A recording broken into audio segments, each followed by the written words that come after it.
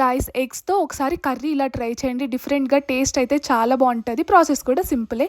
First pan పెట్టేసుకొని oil add చేసేసుకొని కొంచెం జీరా యాడ్ చేయాలి. తర్వాత దాంట్లోకి ఆనియన్, పచ్చిమిర్చి ఇంకా దానికి తగినంత ఉప్పు అలాగే పసుపు వేసి మంచిగా ఫ్రై చేసుకున్న తర్వాత జింజర్ గార్లిక్ పేస్ట్ కూడా వేసి ఫ్రై చేసేసి టమాటో కూడా యాడ్ చేసి ఫ్రై చేసేసుకోవాలి.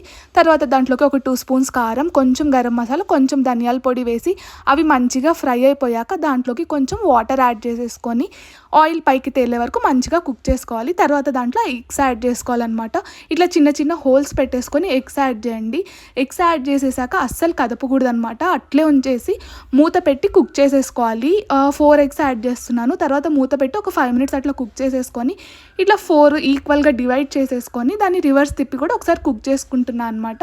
రివర్స్ తిప్పి కూడా ఒక 2 మినిట్స్ కుక్ చేసేసి మళ్ళీ ఇట్లా తిప్పేసాను. అన్నీ తిప్పేసుకొని ఇంకా దాని మీద ఫుల్గా కొరియాండర్ యాడ్ చేసేసుకోవాలన్నమాట. అసలు టేస్ట్ అయితే చాలా బాగుంటుంది. డెఫినెట్గా ట్రై చేయండి. అలాగే సబ్స్క్రైబ్. Bye bye.